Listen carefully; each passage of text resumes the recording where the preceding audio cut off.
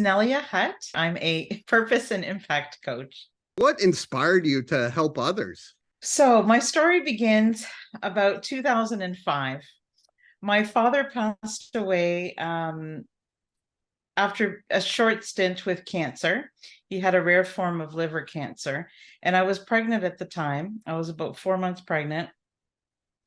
And the day that my father passed away, I was surprised, I guess, at how short life is. People say that all the time, but when you actually see somebody pass away in front of you, it changes that and makes it not so much a cliche, but real. And I decided that day that I was going to try to live my life differently because, I was looking at him and one moment he was here and then another moment he wasn't. And it was just so quick. I'm like, what does that mean? Is his life like life is just over? Like, that's it? What are we going to talk about? What are people going to say about him? And it made me really think about that. However, I got stuck in my grief for 12 years and I couldn't move on. I was helping to take care of everybody else, my mom, my brother, extended family. But I thought if I could hide the pain that I was in, it would go away. And so I tried to hide it. I had my first and only child 6 months later. Um, for the next 12 years, Michael, I'm not going to lie, I hate to admit it, but for 12 years, I suppressed my feelings of grief. And so I kind of paused my life. I didn't really move forward. I was so very happy that I had a child. I'd been waiting for him for 10 years, and finally here he is. But the timing, it was just messed up.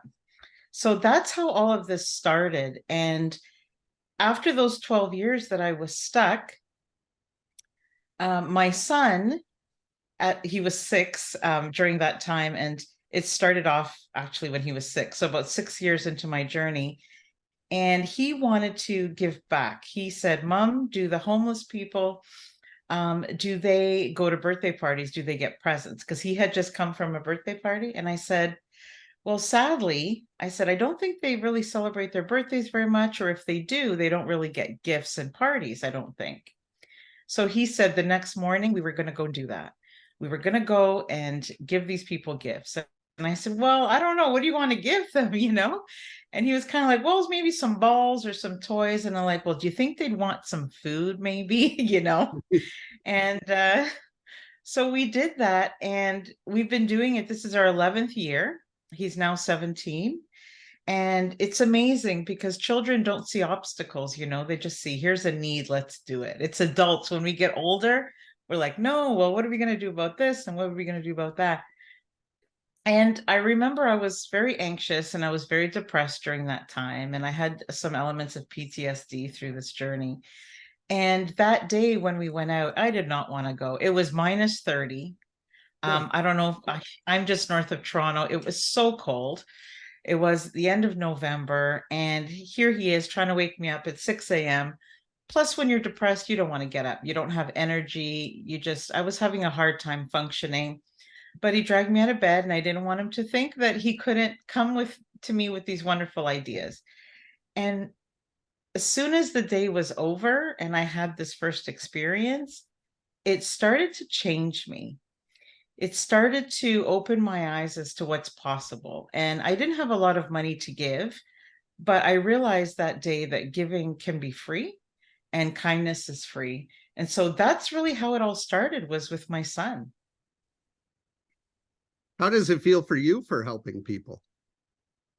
I have a very hard time describing it because nothing makes me feel like that. Nothing has ever, like, I've had a marriage, I've had a beautiful family, I've had celebrations, I've had a child, I've had lots of things, but nothing makes me feel what I can describe. I don't know. There's no word in the English language that I have found yet, but it's like this fuzzy feeling that I get. I just feel this sense of gratitude. I feel um, like I'm here for a reason, like I found my meaning, my purpose. It just feels so special when I connect with other human beings on that level. And so I started a business 3, 4 years ago, and it's all about giving back. And but that's all where it came from, because I want people to know that loneliness is rampant. It's everywhere. And during my experience, I was very lonely, even though I had millions of people around me and lots of love and friends. I didn't feel like anybody understood how I felt, partly because I didn't want to talk about it. And I don't know. I just felt like I was waiting around for somebody to come and save me. Like miraculously, somebody was going to see all the hurt and all the pain that I was in and do something about it. But nobody can do it. I have to do it. And so I started giving back more and more, and it completely changed my life. I'm a completely new, different person. I don't want to go back to where I was, and it's incredible. It's incredible the journey that I've had since then. Yeah, speaking of your Yeah. journey, I see behind you the ukulele project. Can you tell me about that? Yes, absolutely. So my dad was a musician. My son was a professional musician, started at the age of 12. And I play a little bit, but not too much. I used to be a recording engineer, so I'm more on the sound side of things. My husband plays music. And so we were all very passionate about that. And I wanted to do something um, in a developing country, and I didn't know what. Like many people, we all think we don't have any skills, we don't have any, anything to share, right? Unless you're rich and you can cure hunger, like it's nothing we can do. And we decided, well, hold on a second, one thing that saved me during that time, in addition to my son, that story I shared with you was music. So whether I was really sad or whether I was angry and I wanted to listen to certain type of music, it's the only way I could really scream, cry, like all of those things. I couldn't really talk, so music kind of saved my life. So we decided as a family pre COVID that we would get some donations for ukuleles and we would bring music to Guatemala. So what we did was we brought over some ukuleles, visited some schools and underprivileged children, and we shared music with them. Um, we know that we couldn't save them from poverty. We knew that we couldn't really help with medical things because we're not trained that way.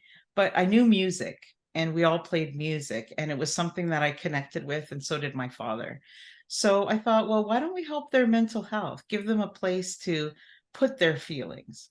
Let them dream a little bit. Let them see beyond going to work in the fields and then going to school, going home and working again as young children. So, yeah, the ukulele project actually has blown up. We've done it 3 times now, twice in Guatemala, once in Costa Rica. We're going back again early next year. And it's become so much more than that. It's become a movement now. I've invited people to come with me, and they've contributed their own skills and passions. And it's just become, I live for that now. Like it's just become amazing. So many great things have come from that: food and shelter, new roof for families. It's never ending once you get started. The music's such an emotional medium. Oh, yeah. It moves me like nothing else. I'm going to tell you a little story. When I was in high school, I was riding on the subway, and I used to read these books, and self-help books, even as a teenager. And I didn't want nobody to see what I was reading. So back in the day, I'm not going to age myself, but we used to put cover on the back of the books, like a paper, like wrapping paper in school. So I'd be on the subway reading, and nobody could tell I was reading The Broken Girl, or I was reading, Child of Alcoholic Parent, or whatever it was. And it's funny because now I don't care what people see me reading. But back then was that when I was ashamed of all my mental illness and my things that I was struggling with, music was always a savior for me. Always, no matter what. It's an international language. You don't have to understand the words that are being said. It's the emotion, you know. So I think it's a healing instrument for a lot of people. Absolutely. I know I had the honor of being a guest on your podcast, and thank you for that. Yeah. How does the podcast help your own mental health? Okay, so my podcast is called Giving Starts With You. And again, when I go back to my story, one thing I was not doing during that time of suffering was taking care of myself. And I grew up in a home where we always were very giving, but we weren't taught how to look after ourselves. It was sort of like you do for others, you keep busy, you move on, you go to school, you help your mom clean the house, immigrant families, very strict. And I decided 3 years ago I was going to start this podcast so I could teach people that unless they take care of themselves, they're going to be burnt out and they can't help other people. And then there's nowhere to go from there, right? So I've learned so much from my guests. I have learned from their journeys, including yours. I loved our podcast together. I can't wait for it to air. It's going to be airing soon. And just to see where people come from and where they are and everything. I learned so much from every single guest about their strategies, about their tools. But the most important thing that I get from my own show, and the most important thing I hope my audience gets, is even if the story doesn't resonate with you completely, the story that's being told on the podcast, one thing that's always the same is you feel less lonely. So I want people to feel like even if their story isn't exactly the same, that everybody can take something from somebody else's journey and feel less alone. So that's really the goal of the podcast. The mission is just to have people listen, know that they can share, try to get something from the guests that are on that will help them through their own pain. And I learn every time I do an episode, every single, I've interviewed over 200 people now, and I don't think there's been one conversation that hasn't helped me in some way and made me think maybe a little differently or open my eyes to something that maybe I was, fearful to look at, right? Yeah. And How, I wrote a book about my journey. If anybody does want to list, read anything about how I did get over, not over, but how I managed my grief and my anxiety and depression and how the whole project started, and learn a little bit about my wonderful father who really taught me a lot of lessons just before he passed away. And maybe it will let people know that um, it's okay if you don't have all the answers, but to talk about it is really important. So if it's okay, can I just share the name of my book? yeah, yeah, please. Okay. So this is the book here. It's called Giving My Heart Room to Breathe, A Journey Through Grief, Healing, and Giving. It's on Amazon. It was just written, it's full of the feels, it's sad, it's happy, it's all the things. And yeah, it took me 15 years to write it after my father passed away. In the end, it took me 6 months to just get it out, but I started writing it right after he passed away, and it wasn't meant to be a book. It was just, I tried journaling because I heard it was something you could do to help your feelings. And then he died on Christmas. So every Christmas, when everybody went home, I would take it out and write a couple of lines, and then I was overcome with emotion. I couldn't do it. And that's why it took me so long. So I think the first, 14 years I wrote just a little bit, but but yeah, so it was something else. I don't think I've ever been through something like that. We all lose somebody. Um, but it was the deterioration of life toward the end that really, I think, affected me very much.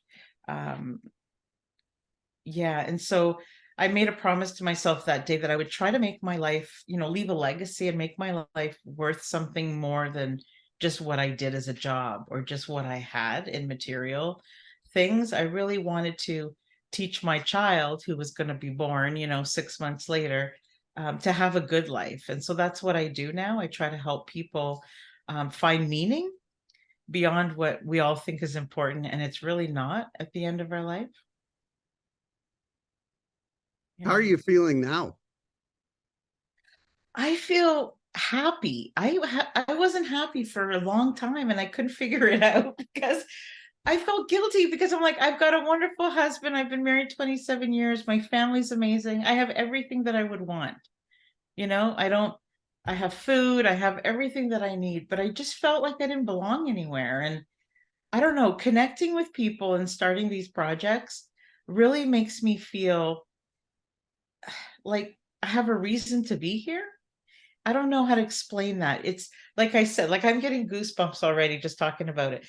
When I act, when in the act of kindness and the act of giving, it just makes me want to wake up the next day and have something to look forward to. You know, I was getting really stuck, going to work, coming home, taking care of the family, watching TV, and then doing it all over again. And I now have a reason, like I have purpose. I'm happy. I do still have anxiety and depression. It doesn't go away. But I do manage it a lot better. And when I'm feeling that way, I kind of go out and I just do something like I act of kindness or something, and it helps. I don't know. Yeah, I feel really grateful. I feel lucky to be in the position that I'm in with my show, that I can reach people and I can teach people through my experience, and what I've done. So I feel good. I feel like it's my duty to help people through what I went through. It's for a reason. Where do you want to see your mission in the next few years? Okay, nobody's ever asked me that question, and I'm so happy that you asked. So I want to source out good quality wood out in Central America and mostly Guatemala, but Central America. And I want to teach these young adults how to build their own proper ukuleles. And I want to get the younger children to paint them and have a story, write a story behind each one, and have really good quality instruments. And I want them to be able to learn a skill, earn a wage that's not where they're in the fields, and have both the older children, the teenagers and young adults, and the younger children actually earn money for their community, be able to sell these things online to, and I just, I think it would really have their community thrive to be able to keep all the profits. And I think if people really know where they're coming from and how they're being made, I think it's going to really take off. And that's what I really want, with the ukulele project for sure. I want it to grow. I want it to grow and become this thing, where it's a worldwide name and it can really help kids. And I want kids to start to dream and be able to um, get out of maybe the economical situation that they're in right now, even if it's just a little bit. How can people reach out and learn more? Yeah, so I actually created a blueprint. It goes through seven key areas of your life just to see how, because a lot of people think that they're happy and they're satisfied, or maybe you don't feel like you're happy or satisfied in your life and you're looking for more meaning and things like that. So I created this blueprint. It's www.travellivegive.com/blueprint, and it goes through there's a checklist, and the checklist includes mental health, relationships, hobbies and interests, career and job satisfaction, life satisfaction, self-care, giving to yourself and giving to other people. And it's sort of like a yes no checklist, and by the end of it, it's sort of like you've taken inventory of how your life is going and how far it is or how close it is to what you really want. So I would love for people to download it, and they can, email me at hello@neliahutt.com. And basically what I'm trying to do, I just came back actually yesterday from Wyoming, doing a workshop, and it's a giving back bucket list workshop because I want people to know that your bucket list should include you and somebody you want to impact. It's a life is not just about us. It's about what we do while we're here. And I really just want to help people live better through their own passion projects. So I want to know what people like to do, and I can help them create their own movement. That's what I'm so passionate about.